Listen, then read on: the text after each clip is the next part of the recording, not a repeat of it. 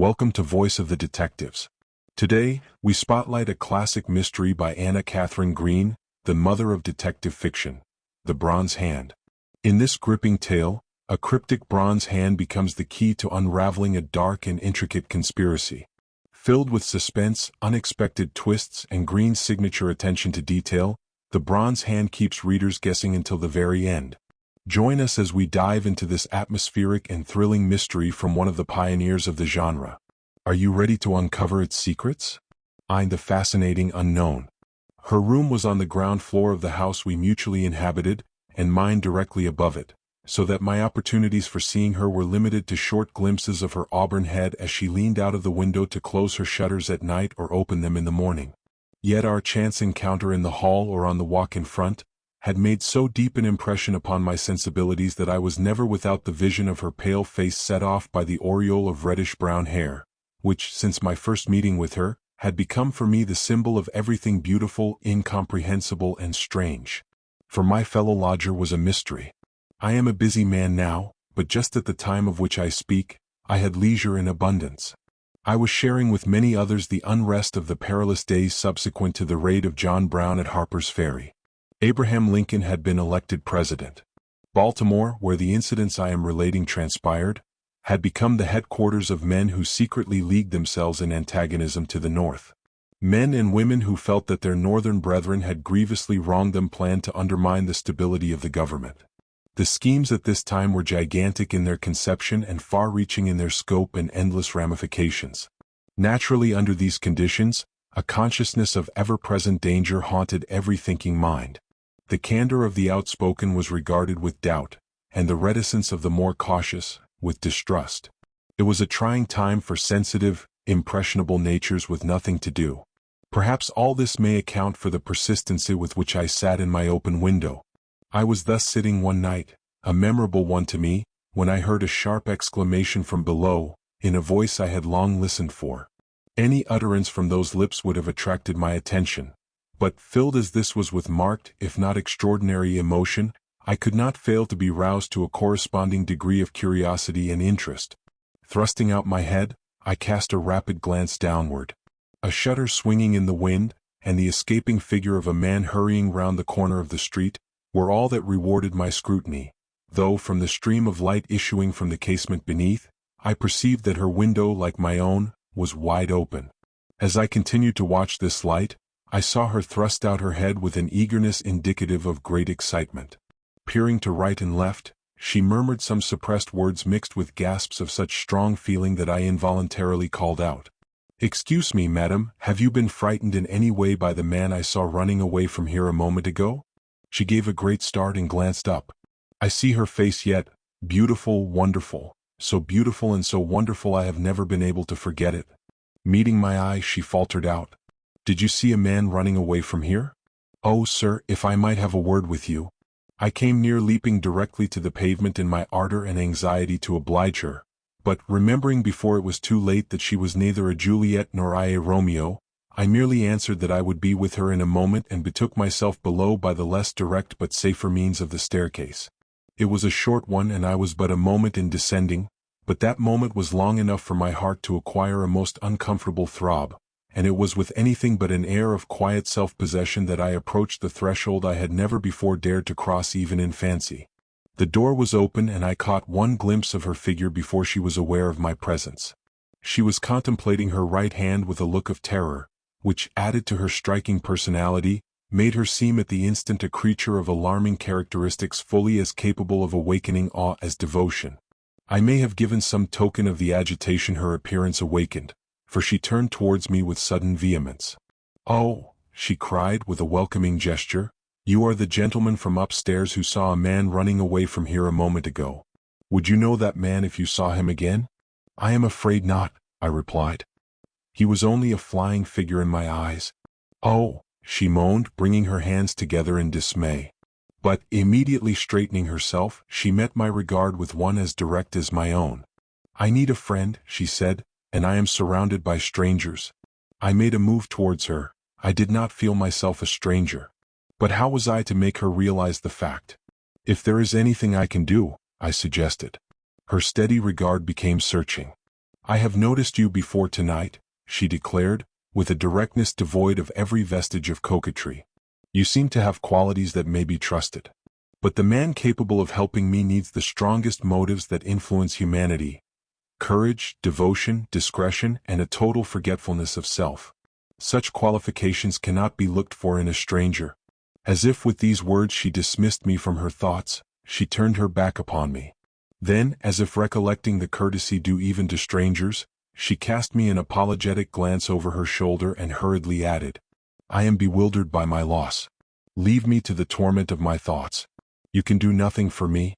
Had there been the least evidence of falsity in her tone or the slightest striving after effect in her look or bearing, I would have taken her at her word and left her then and there.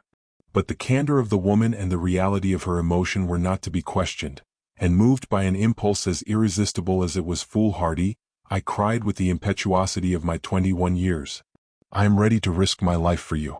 Why, I do not know and do not care to ask. I only know you could have found no other man so willing to do your bidding." A smile, in which surprise was tempered by a feeling almost tender, crossed her lips and immediately vanished. She shook her head as if in deprecation of the passion my words evinced, and was about to dismiss me, when she suddenly changed her mind and seized upon the aid I had offered, with a fervor that roused my sense of chivalry and deepened what might have been but a passing fancy into an active and all-engrossing passion. "I can read faces," said she, "and I have read yours. You will do for me what I cannot do for myself, but have you a mother living?" I answered no, that I was very nearly without relatives or ties. "I am glad," she said, half to herself. Then with a last searching look, "Have you not even a sweetheart?" I must have reddened painfully, for she drew back with a hesitating and troubled air, but the vigorous protest I hastened to make seemed to reassure her, for the next word she uttered was one of confidence. "I have lost a ring." She spoke in a low but hurried tone. It was snatched from my finger as I reached out my hand to close my shutters. Someone must have been lying in wait, someone who knows my habits and the hour at which I close my window for the night. The loss I have sustained is greater than you can conceive. It means more, much more, than appears. To the man who will bring me back that ring direct from the hand that stole it, I would devote the gratitude of a lifetime. Are you willing to make the endeavor? It is a task I cannot give to the police." This request, so different from any I had expected, checked my enthusiasm in proportion as it awoke a senseless jealousy. "Yet it seems directly in their line," I suggested, seeing nothing but humiliation before me if I attempted the recovery of a simple love token. "I know that it must seem so to you," she admitted, reading my thoughts and answering them with skillful indirectness. "But what policeman would undertake a difficult and minute search for an article whose intrinsic value would not reach $5? "Then it is only a memento," I stammered, with very evident feeling. "Only a memento," she repeated, "but not of love. Worthless as it is in itself, it would buy everything I possess and almost my soul tonight. I can explain no further. Will you attempt its recovery?" Restored to myself by her frank admission that it was no lover's keepsake I was urged to recapture and return, I allowed the powerful individuality of this woman to have its full effect upon me.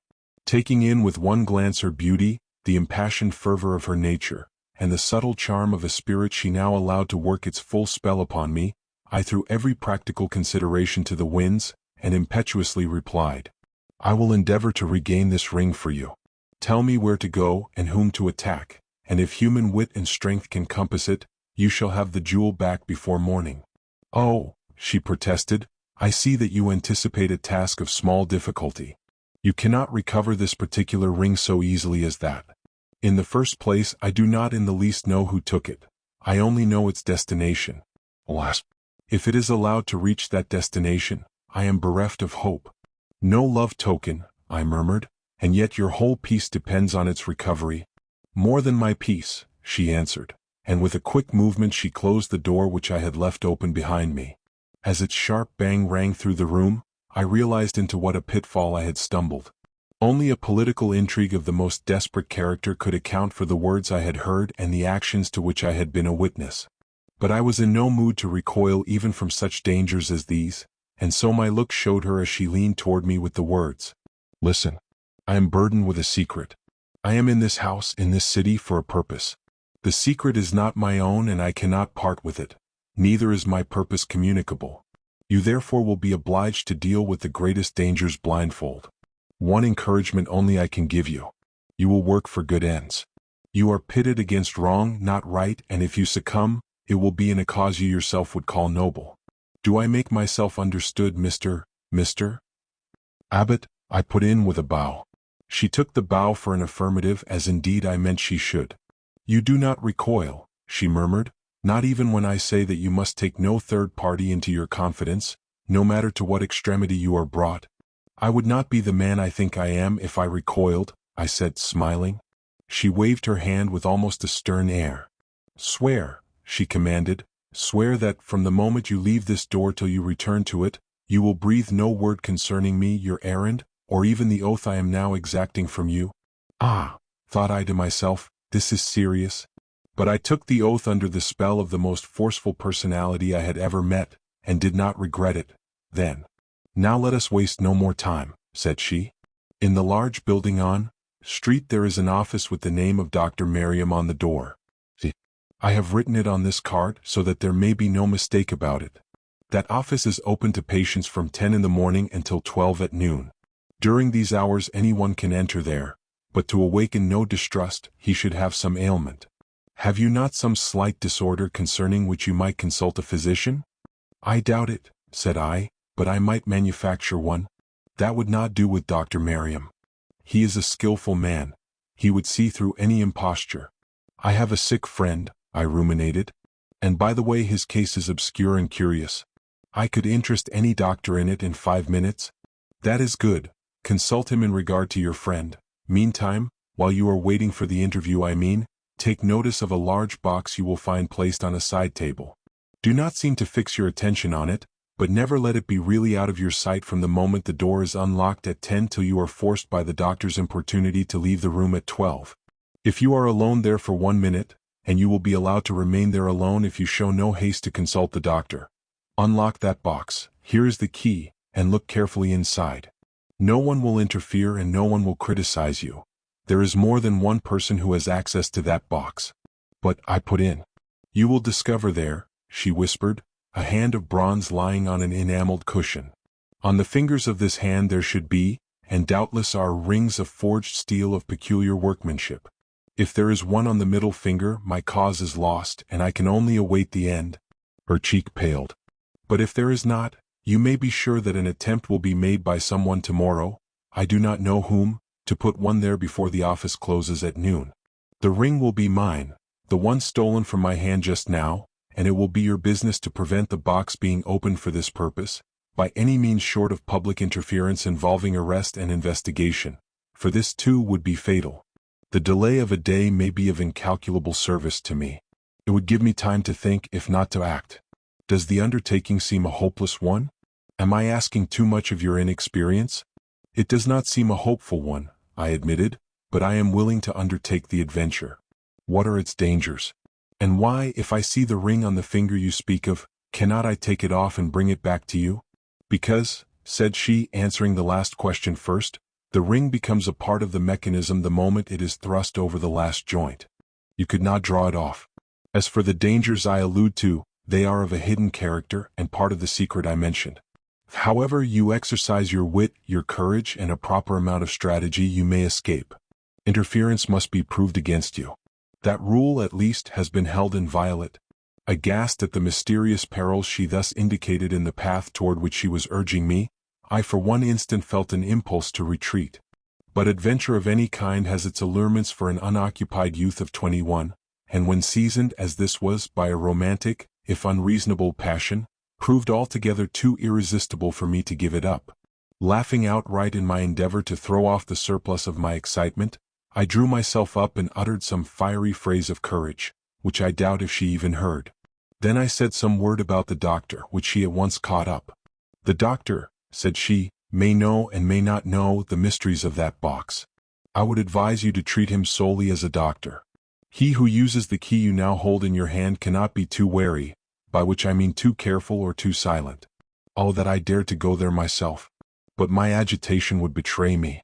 Besides, my person is known, or this ring would never have been taken from me.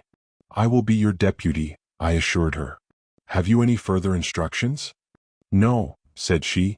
"Instructions are useless in an affair of this kind. Your actions must be determined by the exigencies of the moment. Meantime, my every thought will be yours. Good night, sir. Pray God it may not be goodbye." "One moment," I said as I arose to go. "Have you any objection to telling me your name?" "I am Miss Calhoun," she said with a graceful bow. This was the beginning of my formidable adventure with the bronze hand. 2. The Quaker-like girl, the pale girl, and the man with a bristling mustache. The building mentioned by my newfound friend was well known to me. It was one of the kind in which every other office is unoccupied the year round. Such tenants as gave it the little air of usefulness it possessed were of the bad pay kind. They gave little concern to their own affairs and less to those of their neighbors. The public avoided the building, and the tenants did nothing to encourage a change. In a populous city, on the corner made by frequented streets, it stood as much alone and neglected as if it were a ruin. Old or young eyes may have looked through its begrimed windows into the busy thoroughfare beneath, but none in the street ever honored the old place with a glance or thought. No one even wasted contempt upon its smoky walls, and few disturbed the accumulated dust upon the stairs or in the dimly lighted hallways. Had a place been sought for wherein the utmost secrecy might be observed, surely this was that place. As I neared the door upon which I read the doctor's name, I found myself treading on tiptoe, so impressed had I become by a sense of caution, if not of dread. I had made every effort to be on hand at precisely 10 o'clock, and felt so sure that I had been the first to arrive that I reached out to the doorknob with every expectation of entering, unseen by anyone and possibly unheard. To my dismay, the first twist I gave it resulted in a rusty shriek that set my teeth on edge, and echoed down the gloomy hall. With my flesh creeping, I opened the door and passed into the doctor's outer room. It was far from being empty. Seated in chairs ranged along two sides of the room, I saw a dozen or more persons, male and female. All wore the preoccupied air that patients are apt to assume while awaiting their turn to be called by the doctor. One amongst the number made an effort at indifference by drawing out and pushing back a nail in the flooring with the sole of her pretty shoe. It may have been intended for coquetry, and at another time might have bewitched me. Now it seemed strangely out of place. The man who was to all appearance counting the flies in the web of an industrious spider was more in keeping with the place, my feelings, and the atmosphere of despondency that the room gave out. As I had no doubt that the ring I was seeking was in the possession of some one of these persons, I gave each as minute an examination as was possible under the circumstances. Only two amongst them appeared open to suspicion. Of these, one was a young man whose naturally fine features would have prepossessed him in my favor had it not been for the peculiar alertness of his bright blue eye, which flashed incessantly in every direction till each and all of us seemed to partake of his restlessness and anxiety. Why was he not depressed? The other was the girl, or rather, the young lady to whose pretty foot I have referred. If she was at all conspicuous, it was owing to the contrast between her beautiful face and the Quaker-like simplicity of her dress. She was restless also. Her foot had ceased its action, but her hand moved constantly. Now it clutched its fellow in her lap, and now it ran in an oft-repeated action, seemingly beyond her control, up and down and round a plain but expensive leather bag she wore at her side. She carries the ring, thought I, sitting down in the chair next her. Meantime I had not been oblivious of the box. It stood upon a plain oak table directly opposite the door by which I had come in. It was about a foot square, and was the only object in the room at all ornamental. Indeed, there was but little else for the eye to rest on, consequently most of us looked that way, though I noticed that but few seemed to take any real interest in that or anything else within sight. This was encouraging, and I was on the point of transferring my entire attention to the two persons I have named, when one of them, the nearest, rose hurriedly and went out. This was an unexpected move on her part, and I did not know what to make of it. Had I annoyed her by my scrutiny, or had she divined my errand? In my doubt, I consulted the face of the man I secretly thought to be her accomplice. It was non-committal, and in my doubt as to the meaning of all this, I allowed myself to become interested in a pale young woman who had been sitting on the other side of the lady who had just left. She was evidently a patient who stood in great need of assistance. Her head hung feebly forward, and her whole figure looked ready to drop. Yet when a minute later the door of the inner office opened, and the doctor appeared on the sill in an expectant attitude, she made no attempt to rise, but pushed forward another woman who seemed less indisposed than herself. I had to compel myself to think of all I saw as being real and within my experience. Surprised by this action on the part of one so ill, I watched the pale girl for an instant, and almost forgot my mission in the compassion aroused by her sickly appearance. But soon that mission and my motive for being in this place were somewhat vividly recalled to me by an unexpected action on this very young woman's part. With the sudden movement of an acutely suffering person, she bounded from her seat and crossed the floor to where the box stood, gasping for breath, and almost falling against the table when she reached it. A grunt from the good-looking young man followed, but neither he nor the middle-aged female with a pitiful skin disease, who had been sitting near her, offered to go to her assistance, though the latter looked as if she would like to. I was the only one to rise. The truth is, I could see no one touch the box without having something more than my curiosity awakened. Approaching her respectfully, and with as complete a dissimulation of my real feelings as possible, I ventured to say, "You are very ill, miss. Shall I summon the doctor?" She was clutching the side of the table for support, and her head, drooping helplessly over the box, was swaying from side to side as she rocked to and fro in her pain. "Thank you," she gasped without turning. "I will wait. I would rather wait." At that moment the doctor's door opened again. "There he is now," said I. "I will wait," she insisted. "Let the others take their turn." Satisfied now that something besides pain caused her interest in the box, I drew back, asking myself whether she had been in possession of the ring from the beginning, or whether it had been passed to her by her restless neighbor. Meanwhile, another patient had disappeared into the adjoining room. A few minutes passed. The man with the restless eye began to fidget. Could it be that she was simply guarding the box, and that he was the one who wished to open it? As the doubt struck me, I surveyed her more attentively. She was certainly doing something besides supporting herself with that sly right hand of hers. Yes, that was a click I heard. She was fitting a key into the lock. Startled, but determined not to betray myself, I assumed an air of great patience, and taking a memorandum book from my pocket, began to write in it. Meantime, the doctor had disposed of his second patient and had beckoned to a third. To my astonishment, my friend with the nervous manner responded, thus acquitting himself in my eyes from any interest in the box. The interview he had with the doctor lasted some time. Meantime, the young woman in the window remained more or less motionless. When the fourth person left the room, she turned and cast a quick glance at myself and the other person present. I knew what it meant. She was anxious to be left alone in order to lift that mysterious lid. She was no more ill than I was. There was even a dash of color in her cheeks, and the trembling she indulged in was caused by great excitement and suspense, and not by pain. Compassion at once gave way to anger, and I inwardly resolved not to spare her if we came into conflict over the box. My companion was an old and non-observant man, who had come in after the rest of us. When the doctor again appeared, I motioned to this old man to follow him, which he very gladly did, leaving me alone with the pale girl. At once I got up, showing my fatigue and slightly yawning. "This is very tedious," I muttered aloud and stepped idly towards the door leading into the hall. The girl at the box could not restrain her impatience. She cast me another short glance. I affected not to see it, took out my watch, consulted it, put it back quickly and slipped out into the hall. As I closed the door behind me, I heard a slight creak. Instantly I was back again, and with so sudden a movement that I surprised her, with her face bent over the open box. "Oh, my poor young lady," I exclaimed, springing towards her with every appearance of great concern. "You do not look able to stand. Lean on me if you feel faint, and I will help you to a seat." She turned upon me in a fury, but, meeting my eye, assumed an air of composure, which did not impose upon me in the least, or prevent me from pressing close to her side and taking one look into the box, which she had evidently not had sufficient self-possession to close. The sight which met my eye was not unexpected, yet was no less interesting on that account. A hand, the hand, curiously made of bronze and of exquisite proportions, lay on its enameled cushion, with rings on all of its fingers save one. That one I was delighted to see was the middle one, proof positive that the mischief contemplated by Miss Calhoun had not yet been accomplished. Restored to complete self-possession by this discovery, I examined the box and its contents with an air of polite curiosity.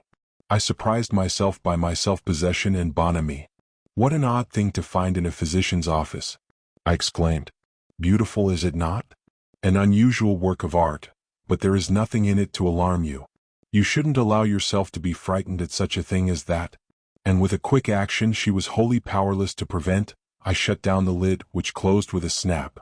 Startled and greatly discomposed, she drew back, hastily thrusting her hand behind her.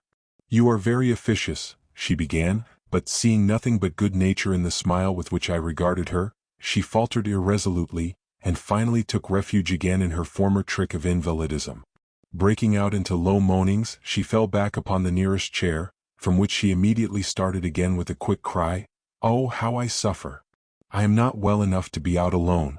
And turning with a celerity that belied her words, she fled into the hall, shutting the door violently behind her. Astonished at the completeness of my victory, I spent the first moments of triumph in trying to lift the lid of the box. But it was securely locked.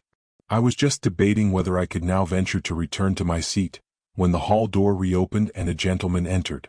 He was short, sturdy, and had a bristling black mustache. I needed to look at him but once to be certain he was interested both in the box and me, and while I gave no evidence of my discovery, I prepared myself for an adventure of a much more serious nature than that which had just occupied me. Modeling my behavior upon that of the young girl whose place I had usurped, I placed my elbow on the box and looked out of the window. As I did so I heard a shuffling in the adjoining room, and knew that in another moment the doctor would again appear at the door to announce that he was ready for another patient. How could I evade the summons? The man behind me was a determined one. He was there for the purpose of opening the box, and would not be likely to leave the room while I remained in it. How, then, could I comply with the requirements of the situation and yet prevent this newcomer from lifting the lid in my absence?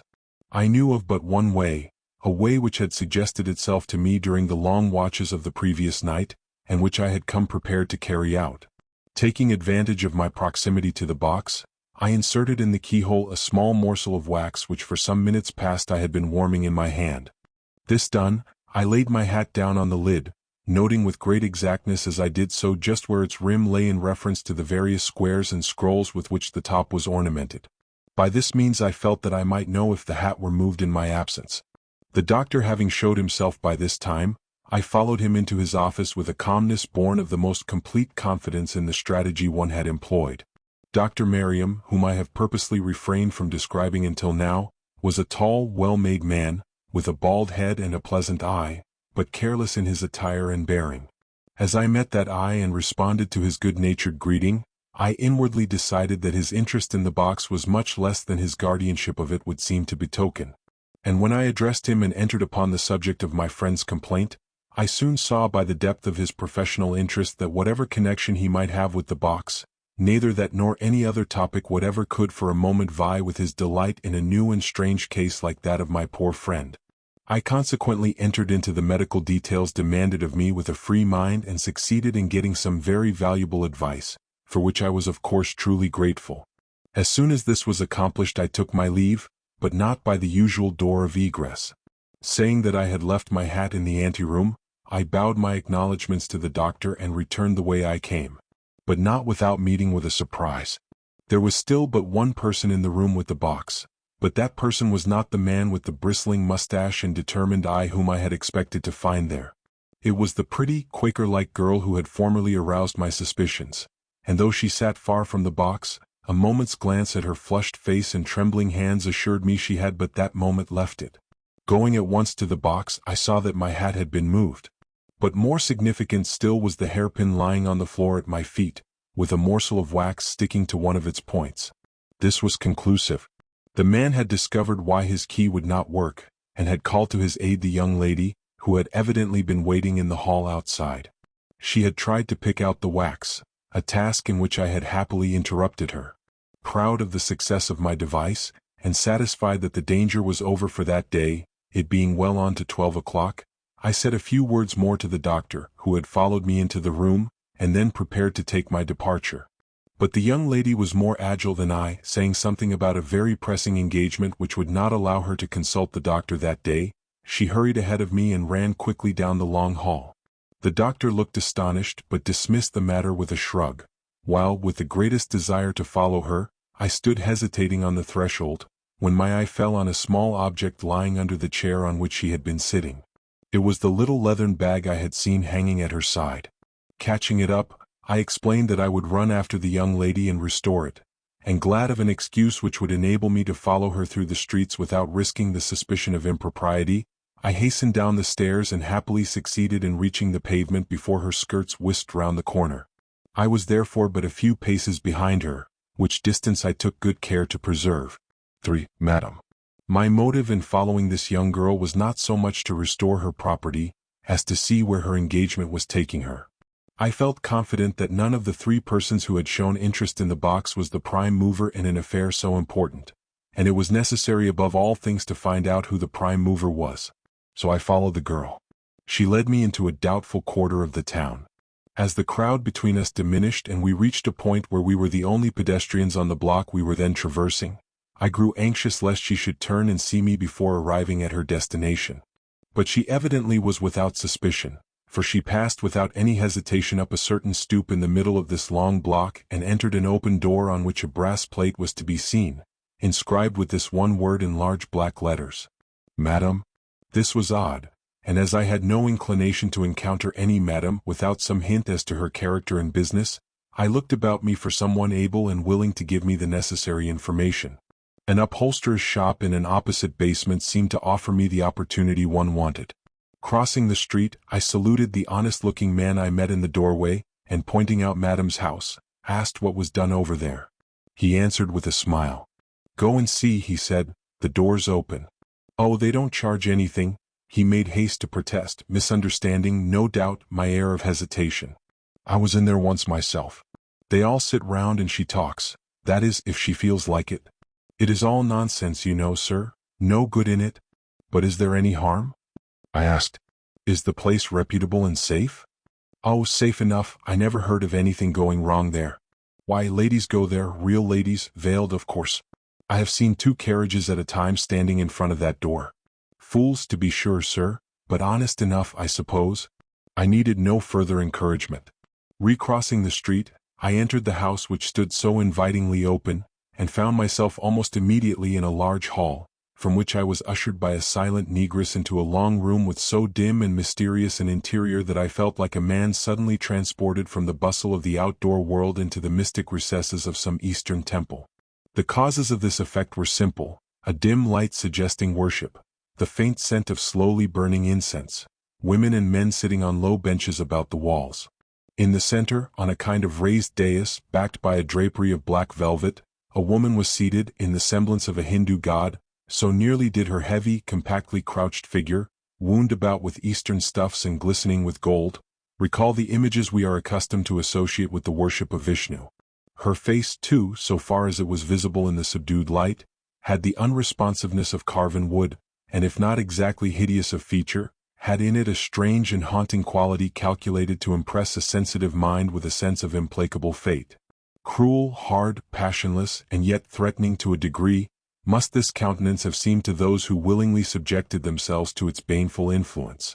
I was determined not to be one of these, and yet I had not regarded her for 2 minutes before I found myself forgetting the real purpose of my visit, and taking a seat with the rest, in anticipation of something for which as yet I had no name, even in my own mind. How long I sat there motionless I do not know. A spell was on me, a spell from which I suddenly roused with a start. Why or through what means I do not know. Nobody else had moved. Fearing a relapse into this trance-like state, I made a persistent effort to be freed from its dangers. Happily the full signification of my errand there burst upon me. Finding myself really awake, I ventured to peer about, expecting to see the more willing devotees affected as I had been. I encountered a flash from the eyes of the young lady whose bag I held in my hand. She was under no spell. She had not only seen but recognized me. I held the bag towards her. She gave a furtive glance in the direction of Madame, a glance not free from fear, then clutched the bag. Before releasing my hold upon it, I ventured upon a word of explanation. I got no further, for at this moment a voice was heard. By the effect it had upon the expectant ones, I knew it could have emanated only from the idol-like being who had filled the place with her awesome personality. At first the voice sounded like a distant call, musically sweet and low, the kind of note that we can imagine the Indian snake charmers to use when the cobra raises its winged head in obedience to the pipe's resistless charm. Every ear was strained to hear, mine with the rest. So much preparation, so much faith must result in something. What was it to be? The incoherent sounds became more and more distinct, and finally took on the articulate form of words. The quiet was deathly.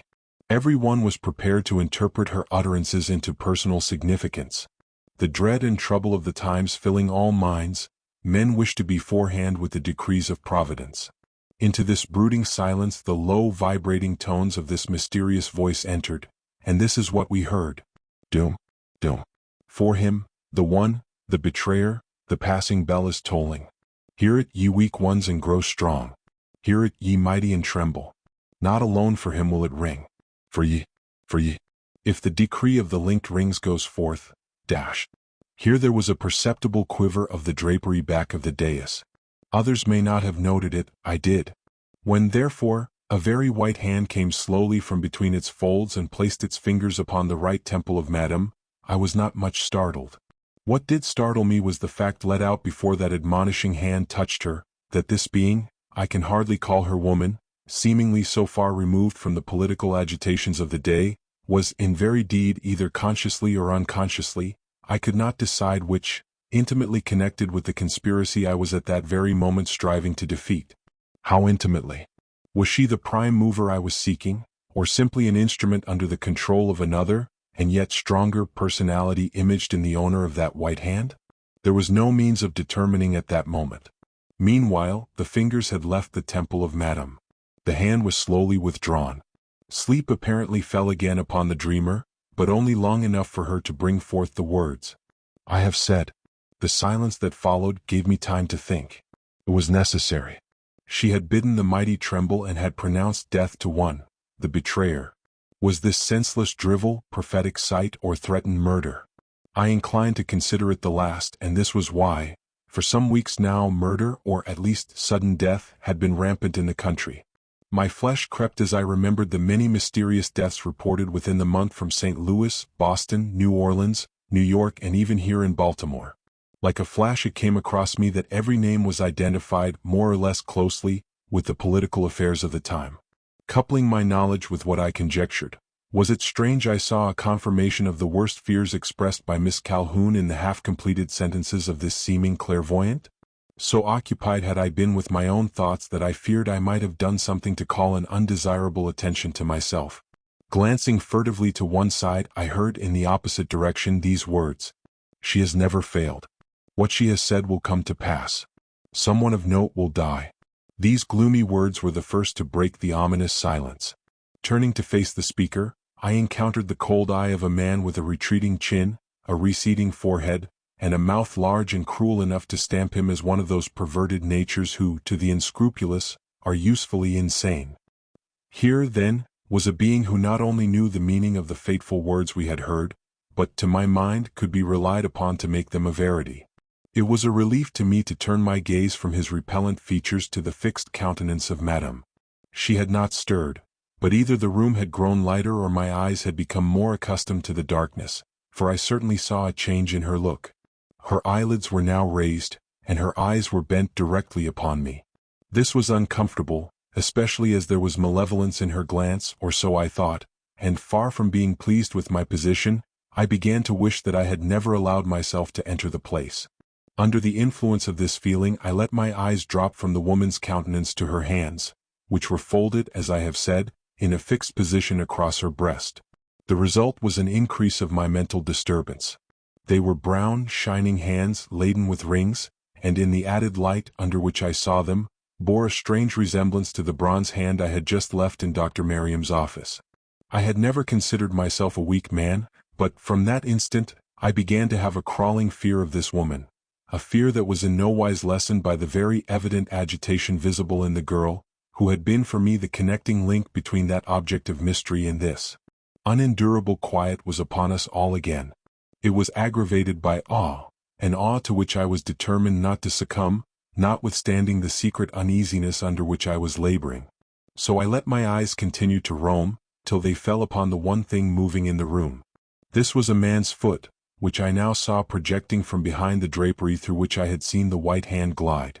It was swinging up and down in an impatient way, so out of keeping with the emotions perceptible on this side of the drapery that I felt forced to ask myself what sort of person this could be who thus kept watch and ward with such very commonplace impatience over a creature who was able to hold every other person in her presence under a spell. The drapery did not give up its secrets, and again I yielded to the fascinations of Madame's face. There was a change in it. The eyes no longer looked my way but into space, which seemed to hold for them some terrible and heart-rending vision. The lips, which had been closed, were now parted, and from them issued a breath which soon formed itself into words. "Vengeance is mine. I will repay, saith the Lord." What passionate utterance was this? The voice that had been musical now rang with jangling discord. The swinging of the foot behind the drapery ceased. Madame spoke on.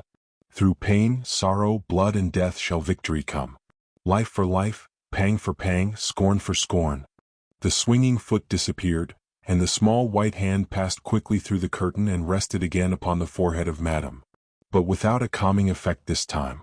On the contrary, it seemed to urge and incite her, for she broke into a new strain, speaking rapidly, wildly, as if she lived in what she saw, or what was doubtless truer, had lived in it and was but recalling her own past in one of those terrible hours of memory that recur on the borderland of dreams.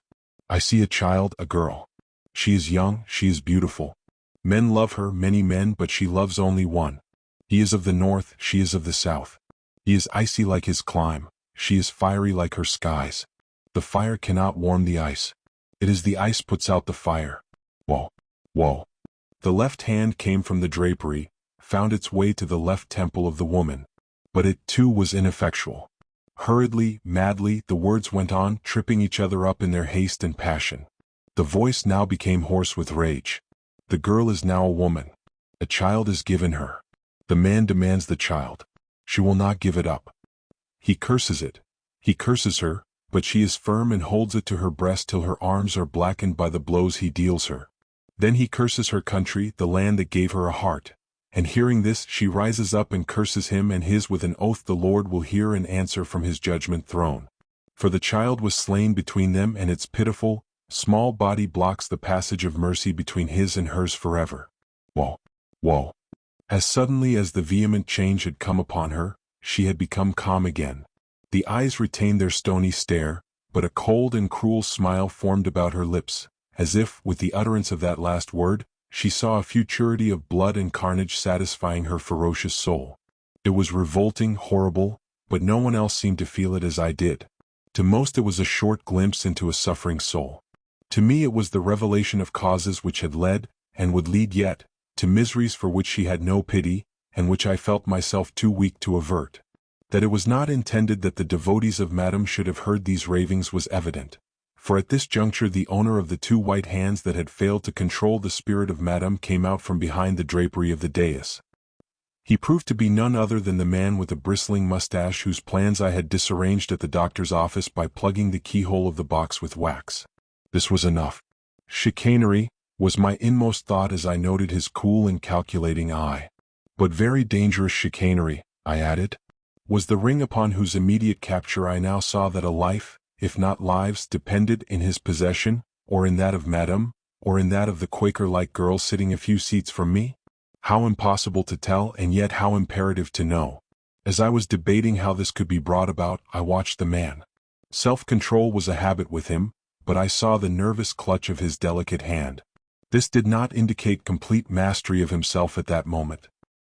He spoke with care, but as if he were in haste to deliver himself of the few necessary words of dismissal, without betraying his lack of composure. "Madame will awake presently, she will be heard no more today. Those who wish to kiss her robes may pass in front of her, but she is still too far away from earth to hear your voices or to answer any questions. You will therefore preserve silence." So, more chicanery.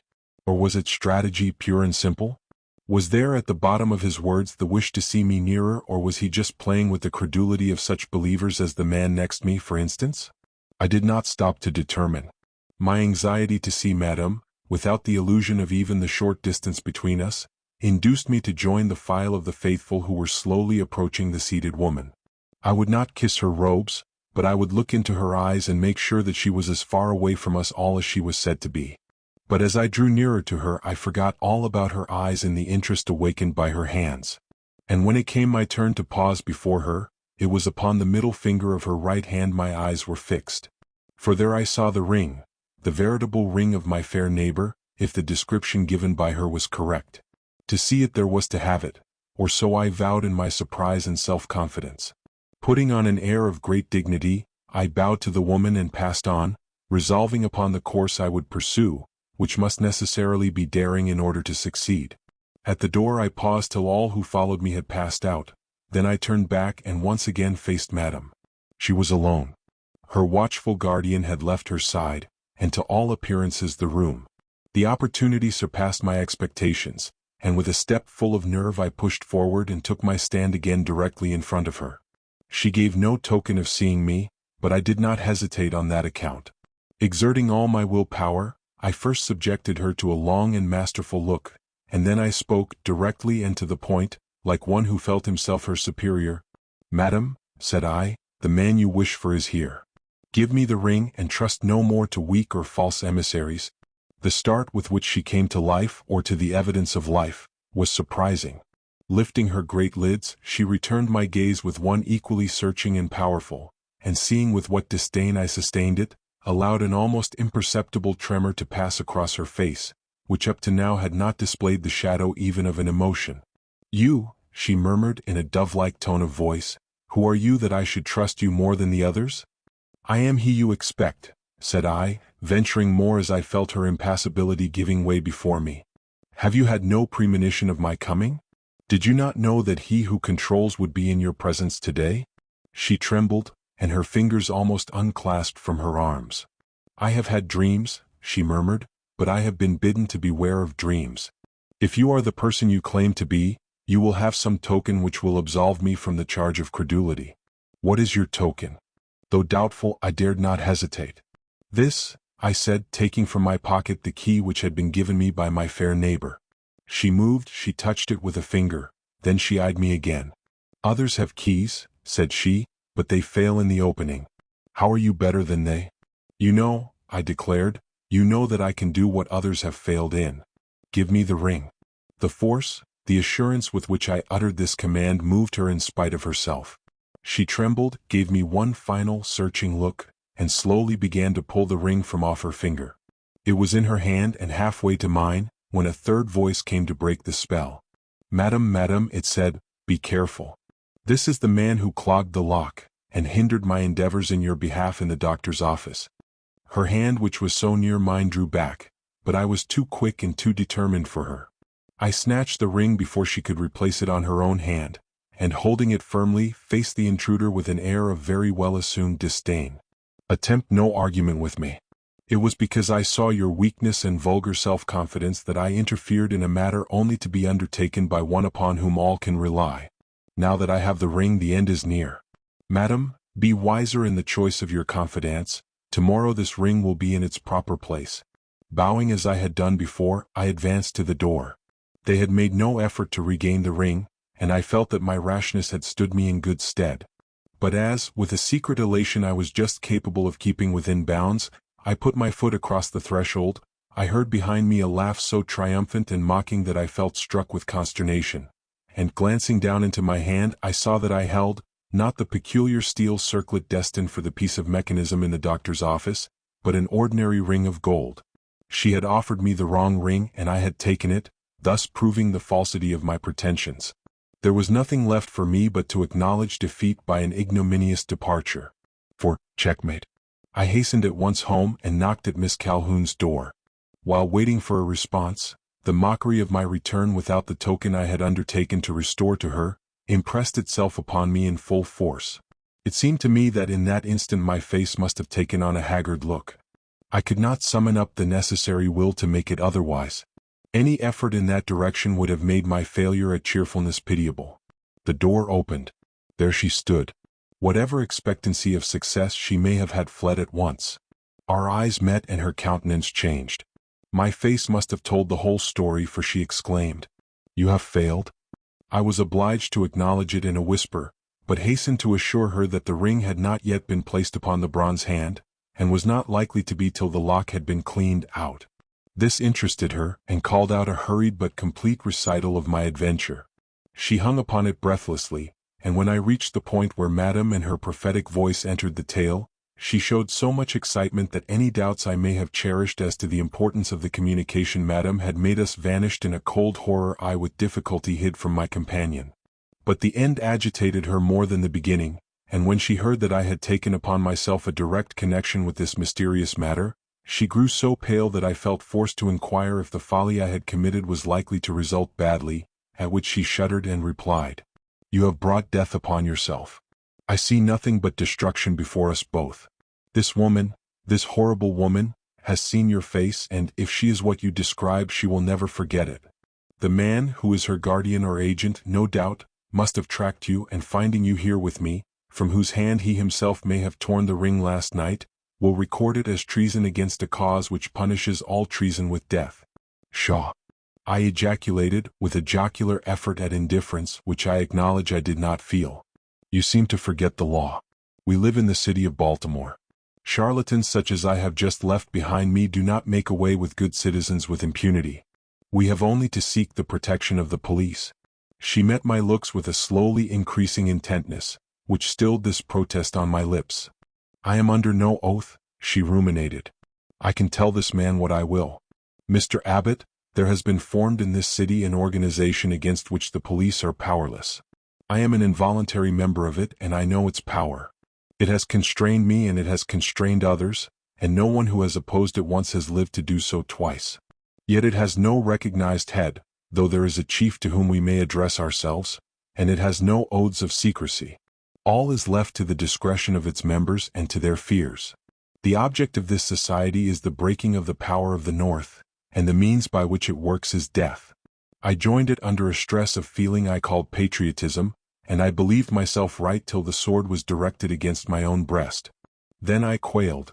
Then I began to ask by what right we poor mortals constitute ourselves into instruments of destruction to our kind, and having once stopped to question, I saw the whole matter in such a different light that I knowingly put a stumbling block in the path of so-called avenging justice, and thus courted the doom that at any moment may fall upon my head. And she actually looked up as if expecting to see it fall then and there. "This, madam," she went on in breathless haste, "is doubtless one of the members." How so grotesque and yet redoubtable an individuality should have become identified with a cause demanding the coolest judgment as well as the most acute political acumen, I cannot stop to conjecture. But that she is a member of our organization, and an important one too, her prophecies, which have so strangely become facts, are sufficient proof, even had you not seen my ring on her finger. Perhaps, incredible as it may appear, she is the chief. If so, but I do not make myself intelligible, she continued, meeting my eyes. I will be more explicit. One peculiar feature of this organization is the complete ignorance which we all have concerning our fellow members. We can reveal nothing, for we know nothing. I know that I am allied to a cause which has for its end the destruction of all who oppose the supremacy of the South, but I cannot give you the name of another person attached to this organization, though I feel the pressure of their combined power upon every act of my life. You may be a member without my knowing it, a secret and fearful thought, which forms one of the greatest safeguards to the institution, though it has failed in this instance owing, here her voice fell, to my devotion to the man I love. What? I had not spoken, my heart was dying within me, but I had given no evidence of a wish to interrupt her. She, however, feared a check and rushed vehemently on. I shall have to tell you more. When, through pamphlets and unsigned letters, dangerous communications, which have long since become ashes, I was drawn into this society, and only those of the most radical and impressionable natures are approached, a ring and a key were sent me with this injunction. When the man or woman whose name will be forwarded to you in an otherwise empty envelope shall have, in your honest judgment, proved himself or herself sufficiently dangerous to the cause we love, to merit removal, you are to place this ring on the middle finger of the bronze hand locked up in the box openly displayed in the office of a Dr. Merriam on Street. With the pressure of the whole 5 rings on the fingers of this piece of mechanism, the guardian of our rights will be notified by a bell that a victim awaits justice, and the end to be accomplished will be begun. As there are 5 fingers, and each one of these must feel the pressure of its own ring before connection can be made between this hand and the bell mentioned, no injustice can be done and no really innocent person destroyed. For, when 5 totally disconnected persons devoted to the cause agree that a certain individual is worthy of death, mistake is impossible. You are now one of the 5. Use the key and the ring according to your conscience. This was well if I had been allowed to follow my conscience. But when, 6 weeks ago, they sent me the name of a man of lofty character and unquestioned loyalty, I recoiled, scarcely believing my eyes. Yet, fearing that my own judgment was warped, or that some hidden hypocrisy was latent in a man thus given over to our attention, I made it my business to learn this man's inner life. I found it so beautiful. She choked, turned away for a moment, controlled herself, and went on rapidly and with increased earnestness. I learned to love this man, and as I learned to love him I grew more and more satisfied of the dangerous character of the organization I was pledged to. But I had one comfort. He could not be doomed without my ring, and that was safe on my finger. Safe. You know how safe it was. The monster whom you have just seen, and who may have been the person to subject this noble man to suspicion, must have discovered my love and the safeguard it offered to this man. The ring, as you know, was stolen, and as you have failed to recover it, and I to get any reply from the chief to whom I forwarded my protest, tomorrow will without doubt see it placed upon the finger of the bronze hand. The result you know. Fantastic as this may strike you, it is the dreadful truth. Love, had I ever felt this holy passion for her, had no longer a place in my breast. But awe, terror and commiseration for her, for him, and also perhaps for myself were still active passions within me, and at this decided statement of the case, I laughed in the excitement of the moment, and the relief I felt at knowing just what there was to dread in the adventure. Absurd! I cried. With Madame's address in my mind and the Baltimore police at my command, this man is as safe from assault as you or I are. Give me 5 minutes' talk with Chief. Her hand on my arm stopped me, the look in her eye made me dumb. What could you do without me, she said, and my evidence you cannot have. For what would give it weight can never pass my lips. The lives that have fallen with my connivance stand between me and confession. I do not wish to subject myself to the law. This placed her in another light before me and I started back. You have, I stammered, placed that ring 3 times on the hand in Dr. Merriam's office. And each time? A man somewhere in this nation has died suddenly. I do not know by what means or by whose hand, but he died. This beautiful creature guilty of... I tried not to show my horror. It is then a question of choice between you and him, said I, either you or he must perish. Both cannot be saved. She recoiled, turning very pale, and for several minutes stood surveying me with a fixed gaze as if overcome by an idea which threw so immense a responsibility upon her. As she stood thus, I seemed not only to look into her nature, but her life. I saw the fanaticism that had once held every good impulse in check, the mistaken devotion, the unreasoning hatred, and, underneath all, a spirit of truth and rectitude which brightened and brightened as I watched her, till it dominated every evil passion and made her next words come easily, and with a natural burst of conviction which showed the innate generosity of her soul. You have shown me my duty, sir.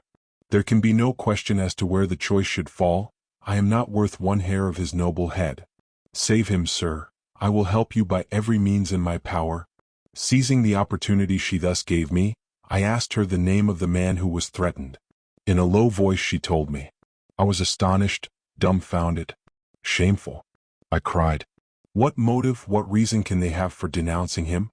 He is under suspicion, that is enough. Great heaven! I exclaimed. Have we reached such a pass as that? Don't, she uttered hoarsely, don't reason, don't talk, act. I will, I cried and rushed from the room. She fell back in a chair, almost fainting. I saw her lying quiet, inert and helpless as I rushed by her door on my way to the street, but I did not stop to aid her. I knew she would not suffer it.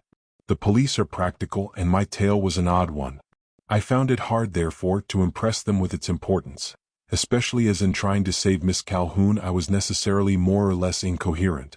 I did succeed, however, in awakening interest at last, and a man being assigned me, I led the way to Madame's door. But here a surprise awaited me. The door plate, which had so attracted my attention, was gone, and in a few minutes we found that she had departed also, leaving no trace behind her. This looked ominous, and with little delay we hastened to the office of Dr. Merriam.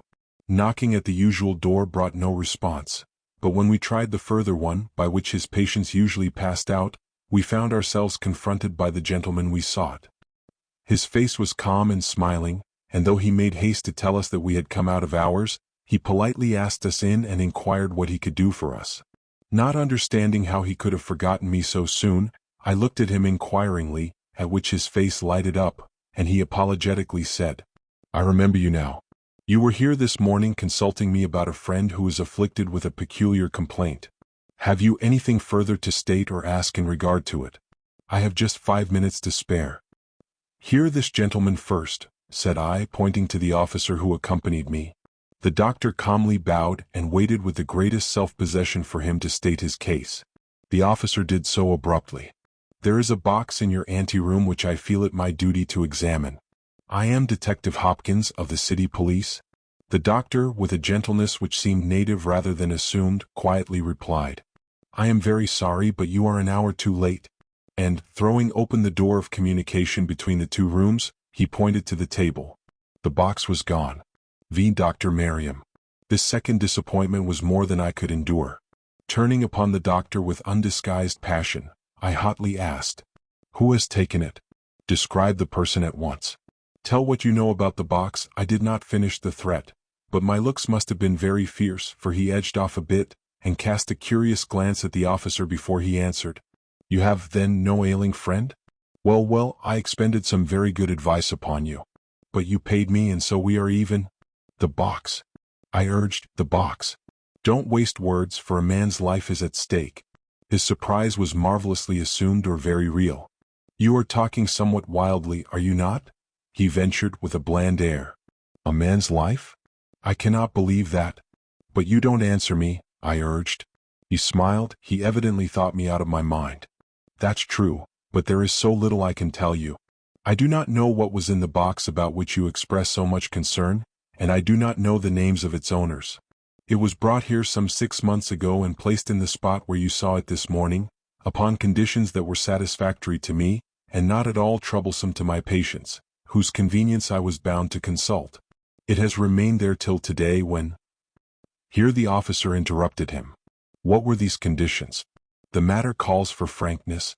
"The conditions," repeated the doctor, in no wise abashed, "were these: that it should occupy the large table in the window as long as they saw fit. That, though placed in my room, it should be regarded as the property of the society which owned it, and, consequently, free to the inspection of its members but to no one else. That I should know these members by their ability to open the box, and that so long as these persons confined their visits to my usual hours for patients, they were to be subject to no one's curiosity, nor allowed to suffer from anyone's interference. In return for these slight concessions, I was to receive $5 for every day I allowed it to stay here, payment to be made by mail. Good business. And you cannot tell the names of the persons with whom you entered into this contract?" "No. The one who came to me first and saw to the placing of the box and all that, was a short, sturdy fellow with a common face but very brilliant eye.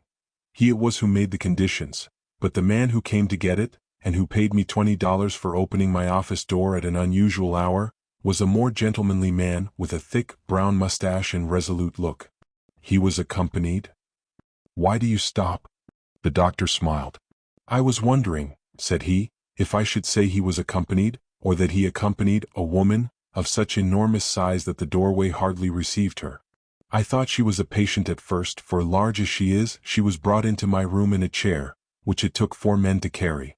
But she only came about the box." "Madam?" I muttered, and being made still more eager by this discovery of her direct participation in its carrying off, I asked if she touched the box or whether it was taken away unopened. The doctor's answer put an end to every remaining hope I may have cherished. She not only touched but opened it.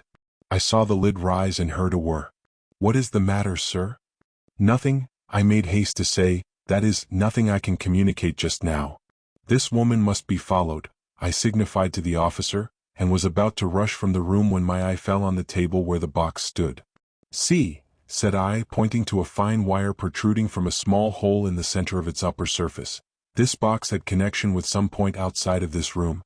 The doctor's face flushed, and for the first time he looked a trifle foolish. "So I perceive now," said he, "the workman who put up this box evidently took liberties in my absence. For that I was not paid." "This wire leads where?" asked the officer. "Rip up the floor and see." I know no other way to find out. But that would take time and we have not a minute to lose, said I, and was disappearing for the second time when I again stopped. Doctor, said I, when you consented to harbor this box under such peculiar conditions and allowed yourself to receive such good pay for a service involving so little inconvenience to yourself, you must have had some idea of the uses to which so mysterious an article would be put. What did you suppose them to be? To tell you the truth, I thought it was some new-fangled lottery scheme, and I have still to learn that I was mistaken. I gave him a look but did not stop to undeceive him. 6. The box again. But one resource was left, to warn Mr. S. of his peril. This was not so easy a task as might appear. To make my story believed, I should be obliged to compromise Miss Calhoun, and Mr. S.'s well-known chivalry as far as women are concerned would make the communication difficult on my part, if not absolutely impossible. I, however, determined to attempt it, though I could not but wish I were an older man, with public repute to back me. Though there was but little in Mr. S.'s public life which I did not know, I had little or no knowledge of his domestic relations beyond the fact that he was a widower with one child. I did not even know where he lived. But inquiry at police headquarters soon settled that, and in half an hour after leaving the doctor's office I was at his home. It was a large, old-fashioned dwelling of comfortable aspect. Too comfortable, I thought, for the shadow of doom, which, in my eyes, overlay its cheerful front, wide-open doors and windows. How should I tell my story here? What credence could I expect for a tale so gruesome, within walls warmed by so much sunshine and joy? None, possibly, but my story must be told for all that. Ringing the bell hurriedly, I asked for Mr. S. He was out of town. This was my first check. When would he be home? The answer gave me some hope, though it seemed to increase my difficulties. He would be in the city by 8, as he had invited a large number of guests to his house for the evening. Beyond this I could learn nothing. Returning immediately to Miss Calhoun, I told her what had occurred, and tried to impress upon her the necessity I felt of seeing Mr. S. that night. She surveyed me like a woman in a dream. Twice did I have to repeat my words before she seemed to take them in. Then she turned hurriedly, and going to a little desk standing in one corner of the room, drew out a missive which she brought me. It was an invitation to this very reception which she had received a week before. "I will get you one," she whispered. "But don't speak to him, don't tell him without giving me some warning. I will not be far from you. I think I will have strength for this final hour. God grant that your sacrifice may bear fruit," I said, and left her.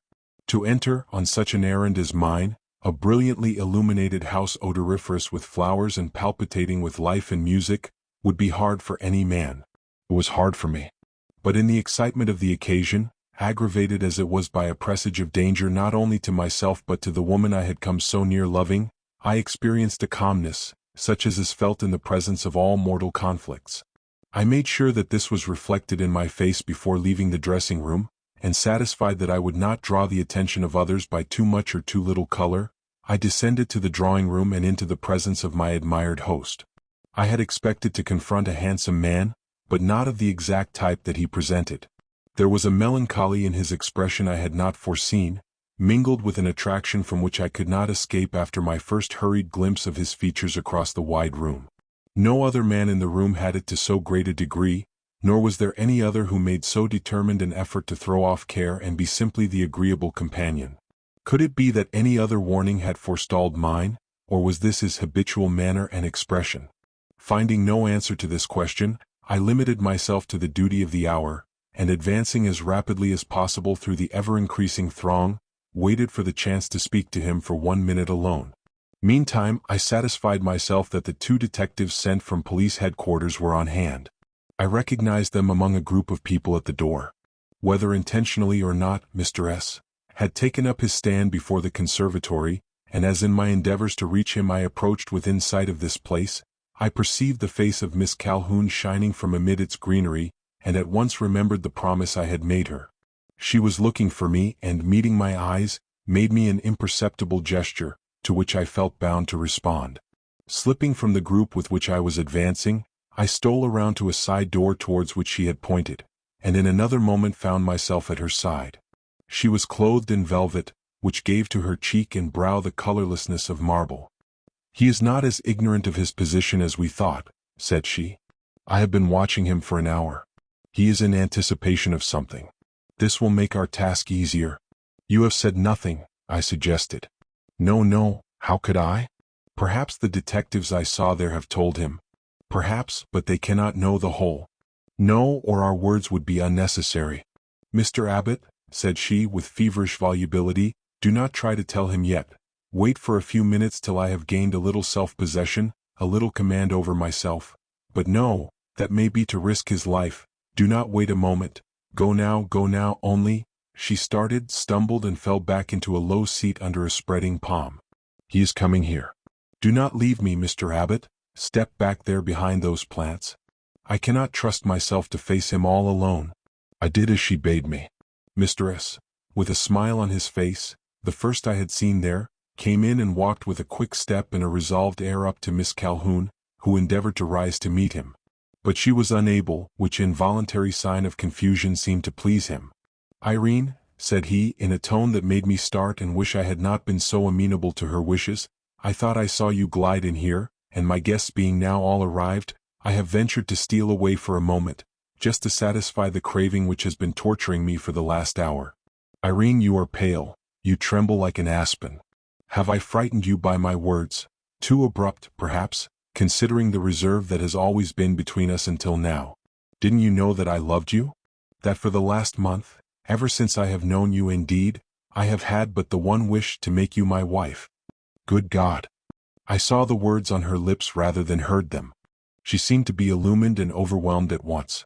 Mr. S., said she, trying to be brave, trying to address him with some sort of self-possession. I did not expect, I had no right to expect this honor from you. I am not worthy, I have no right to hear such words from your lips. Besides, she could go no further, perhaps he did not let her. Not worthy you? There was infinite sadness in his tone. What do you think I am then? It is because you are so worthy, so much better than I am or can ever be, that I want you for my wife. I long for the companionship of a pure mind, a pure hand. Mr. S., she had risen, and the resolve in her face made her beauty shine out transcendently. I have not the pure mind, the pure hand you ascribe to me. I have meddled with matters few women could even conceive of. I am a member, a repentant member to be sure, of an organization which slights the decrees of God and places the aims of a few selfish souls above the rights of man, and— He had stooped and was kissing her hand. You need not go on, he whispered. I quite understand. But you will be my wife. Aghast, white as the driven snow, she watched him with dilating eyes that slowly filled with a great horror. Understand? You understand. Oh, what does that mean? Why should you understand? Because— His voice sunk to a whisper, but I heard it, as I would have recognized his thought had he not spoken at that moment, because I am the chief of the organization you mention. Irene, now you have my secret. I do not think she uttered a sound, but I heard the dying cry of her soul in her very silence. He may have heard it too, for his look showed sudden and unfathomable pity. This is a blow to you, he said. I do not wonder, there is something hateful in the fact. Latterly I have begun to realize it. That is why I have allowed myself to love. I wanted some relief from my thoughts. Alas, I did not know that a full knowledge of your noble soul would only emphasize them. But this is no talk for a ballroom. Cheer up, darling, and— Wait. She had found strength to lay her hand on his arm. Did you know that a man was condemned today? His face took on a shade of gloom. Yes, he bowed, casting an anxious look towards the room from which came the mingled sounds of dance and merriment. The bell which announces the fact rang during my absence. I did not know there was a name before the society. She crouched, covering her face with her hands. I think she was afraid her emotion would escape her in a cry. But in an instant they had dropped again, and she was panting in his ear. You are the chief and are not acquainted with these matters of life and death? Traitors are these men and women to you, traitors. Jealous of your influence and your power. He looked amazed. He measured the distance between himself and the door and turned to ask her what she meant, but she did not give him the opportunity. Do you know, she asked, the name of the person for whom the bell rang today? He shook his head. I am expecting a messenger with it any moment, said he, looking towards the rear of the conservatory. Is it anyone who is here tonight? The gasp she gave might have been heard in the other room. Language and motion seemed both to fail her. and I thought I should have to go to her rescue. But before I could move, I heard the click of a latch at the rear of the conservatory, and saw, peering through the flowers and plants, the wicked face of the man with the receding forehead whom I had seen at Madame's, and in his arms he held the box. It was a shock which sent me further into concealment. Mr. S., on the contrary, looked relieved. Exclaiming, "Ah, he has come!" he went to the door leading into the drawing-room, locked it, took out the key and returned to meet the stealthy, advancing figure. The latter presented a picture of malignant joy, horrible to contemplate. The lips of his large mouth were compressed and bloodless. He came on with the quiet certainty and deadly ease of a slimy thing sure of its prey. As I noted him, I felt that not only Mr. S.'s life but my own was not worth a moment's purchase. But I uttered no cry and scarcely breathed. Miss Calhoun, on the contrary, gave vent to a long, shivering sigh. The man bowed as he heard it, but with looks directed solely to Mr. S. "I was told," said he, "to deliver this box to you wherever and with whomsoever I should find you. In it you will find the name." Mr. S. gazed in haughty astonishment, first at the box and then at the man. "This is irregular," said he.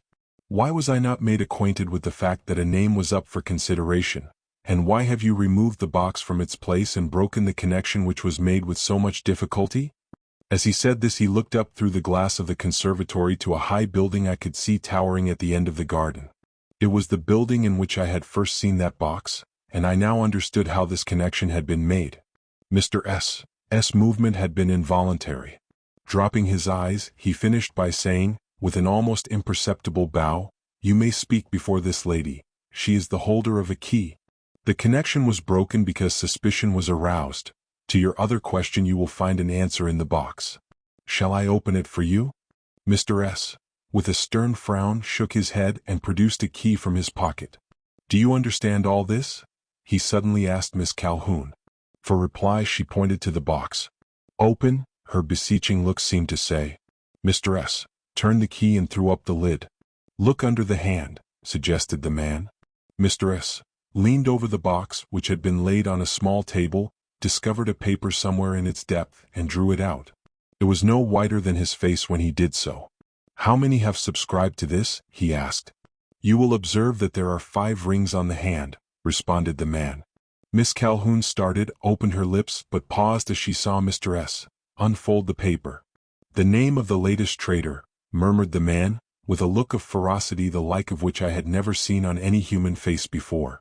It was not observed by either of the actors in the tragedy before me. Mr. S. was gazing with a wild incredulity at the note he had unfolded. She was gazing at him. From the room beyond rose and swelled the sweet strains of the waltz. Suddenly a low, crackling sound was heard. It came from the paper which Mr. S. had crumpled in his hand. "So the society has decreed my death," he said, meeting the man's steel-cold eye for the first time. "Now I know how the men whose doom preceded mine have felt in a presence that leaves no hope to mortal man. But you shall not be my executioner. I will meet my fate at less noxious hands than yours." And leaning forward, he whispered a few seemingly significant words into the messenger's ear. The man, grievously disappointed, hung his head, and with a sidelong look, the venom of which made us all shudder, he hesitated to go. "Tonight," he said. "Tonight," Mr. S. repeated, and pointed towards the door by which he had entered. Then, as the man still hesitated, he took him by the arm and resolutely led him through the conservatory, crying in his ear, "Go. I am still the chief." The man bowed and slipped slowly out into the night. A burst of music, laughter, voices, joy rose in the drawing-room. Mr. S. and Irene Calhoun stood looking at each other. "You must go home," were the first words he uttered. Then, in a half-reproachful, half-pitiful tone, as if on the verge of tears, he added, "Was I so bad a chief that even you thought me a hindrance to the advancement of the society and the cause to which we are pledged?" It was the one thing he could say capable of rousing her. "Oh," she cried, "it is all a mistake, all a cheat. Did you not get the letter I sent to my chief this morning, written in the usual style and directed in the usual way?" "No," he answered. "Then there is worse treason than yours among the 5. I wrote to say that my ring had been stolen, that I did not subscribe to the condemnation of the man under suspicion, and that, if it was made, it would be through fraud. That was before I knew that the suspected one and the man I addressed were one and the same. Now, well now, you have but to accuse the woman called Madam. The man you have just sent away would forgive you his disappointment if you gave him the supreme satisfaction of carrying doom to the still more formidable being who prophesies death to those for whom she has already prepared a violent end. Irene. But her passion had found vent and she was not to be stilled. Telling him the whole story of the last 24 hours, she waited for the look of comfort she evidently expected. But it did not come. His first words showed why. Madam is inexorable, said he, but Madam is but one of 5. There are 3 others, true men, sound men, thinking men. If they deem me unworthy, and I have shown signs of faltering of late, Madam's animosity or your loving weakness must not stand in the way of their decree. It shall never be said I sanctioned the doom of other men and shrank from my own.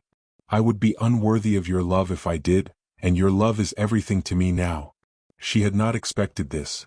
She had not at all reckoned upon the stern quality in this man, forgetting that without it he could never have held his pitiless position.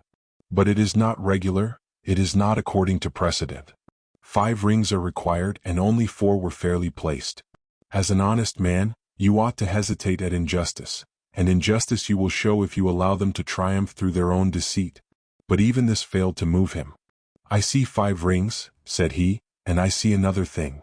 Never will I be permitted to live even if I am coward enough to take advantage of the loophole of escape you offer me. A man who is once seen to tremble loses the confidence of such men as call me chief. I would die suddenly, horribly, and perhaps when less prepared for it than now. And you, my darling, my imperial one, you would not escape. Besides, you have forgotten the young man who, with such unselfishness, has lent himself to your schemes in my favor. What could save him if I disappointed the malignancy of Madam? No, I have destroyed others and must submit to the penalty incurred by murder. Kiss me, Irene, and go. I commanded as your chief. With a low moan she gave up the struggle. Lifting her forehead to his embrace, she bestowed upon him a look of indescribable despair, then tottered to the door leading into the garden. As it closed upon her departing figure, he uttered a deep sigh, in which he seemed to give up life and the world. Then he raised his head, and in an instant was in the midst of a throng of beautiful women and dashing men, with a smile on his lips and a jest on his tongue. I made my escape unnoticed. The next morning I was in Philadelphia. There I read the following lines in the leading daily. Baltimore, Maryland, an unexpected tragedy occurred here last evening. Mr. S., the well-known financier and politician, died at his supper table, while drinking the health of 100 assembled guests. He is considered to be a great loss to the Southern cause. The city is filled with mourning. And further down in an obscure corner this short line. Baltimore, Maryland. A beautiful young woman, known by the name of Irene Calhoun, was found dead in her bed this morning, from the effects of poison administered by herself. No cause is ascribed for the act.